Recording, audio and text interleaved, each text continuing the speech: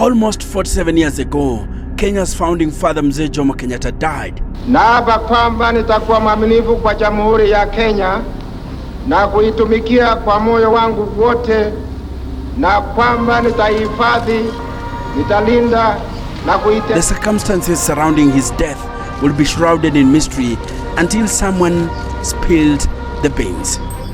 It was treason to compass, to plot, to plan, and even to imagine the death of a president.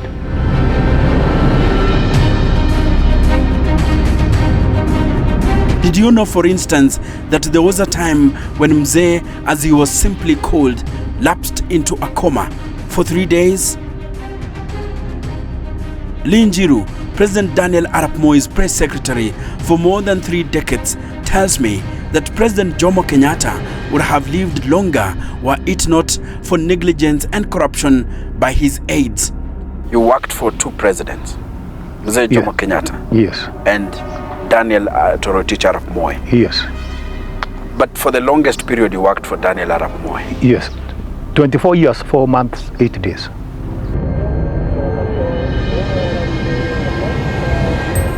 According to Njiru, the founding father of the nation didn't get the best of medical attention in spite of his advanced age and failing health. Njiru says by the time of his death, Mzee had reached a stage where he could not remember simple things and was unable to sign documents.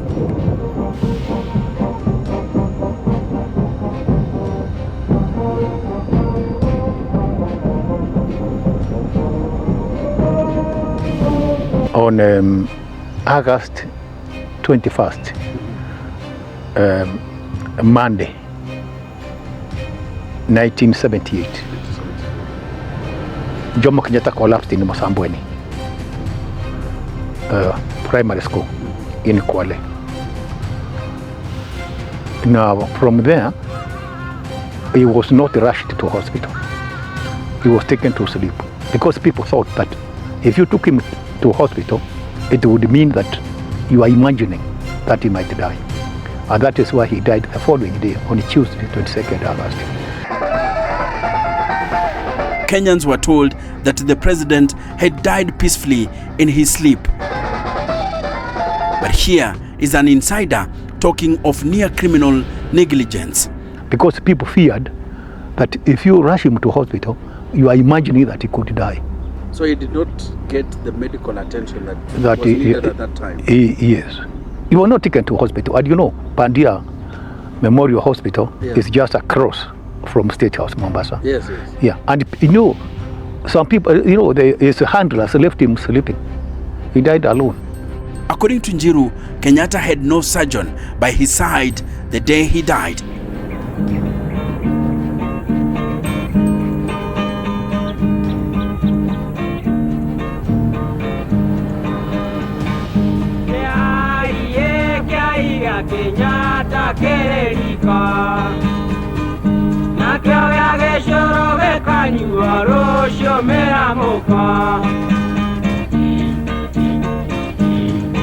And working in Kenyatta struggles, my story, former Kenyatta era Secretary to the Cabinet and later Central Bank of Kenya Governor Duncan Ndegwa notes that although Kenyatta was an ordinary mortal, many Kenyans did not want to entertain the thought of a Kenya without him. He wrote that some of them lived with the nightmare of waking up and finding Kenyatta gone. Although the state was made up of institutions, Ndegwa noted Mzee was the source of power and inspiration.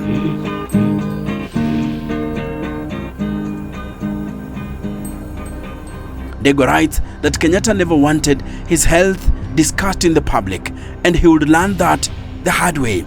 He recalls a delegation from Kitui visiting the president's Gatundu home and waiting for the whole day with no sight of the stately figure. When Ndegwa decided it was only courteous to inform the delegation that Mzee was unwell but sought the old man permission to do so, he was thoroughly lectured. "Are you mad? Has something gone wrong with your head?" He quotes Kenyatta as admonishing him. Kenyatta would not hear of wearing glasses even as his sight deteriorated, preferring his speeches to be typed in bigger fonts. He grudgingly wore glasses when the large font trick couldn't work. Now, during that time, there was a clause in the Constitution which stated that it was treason to compass, to plot, to plan, and even to imagine the death of a president. And because Jojo was a friend of Moi, he issued a statement saying that anybody who talks or insinuates about the possible death of the president would be killed, because that was treason. Just imagining. Just imagine. Yes, if the government knew you are imagining, that was treason. How will the government know that I'm imagining? Well, they won't know, but of course, that's what to tell you how serious it was. But you see, that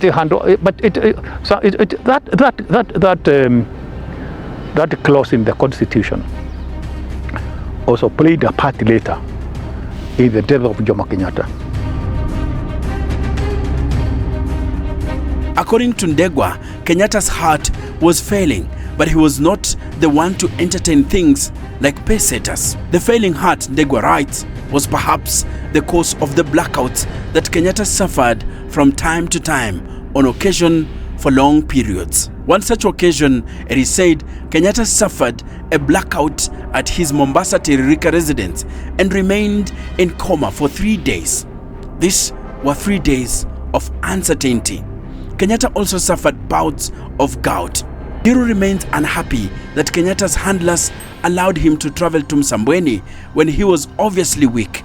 He says perhaps Mzee should not have been allowed to travel to Msambweni on August 21st, 1978 to be subjected to the indignity of collapsing in a washroom. As a young information officer, Njiru had been from 1977 assigned to cover all the official functions of Mzee. On this critical day, the president had lunch with all the Kenyan envoys abroad. This was at State House, Mombasa. Njiru says he could see the concern of the envoys as Mzee's speech was a worrying, incoherent stutter. The then Minister of State in the office of the president, Peter Koinange, was at the high table. Njiru gave a fugitive glance at him to see his reaction and noticed he was not bothered. This left Njiru a surprised man, since Koinange was not only Mzee Kenyatta's minister and confidant, but also his brother-in-law. But it was after lunch that things became terrifying. Mzee missed his way out and ended up at the dingy caretaker's office, where he caused a commotion among the junior staff as the room was littered with dirty utensils and food leftovers.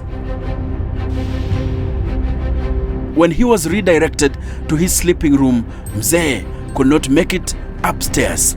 In between the flight of stairs, he ran out of breath and asked for a chair. After a brief rest, he went to his private quarters.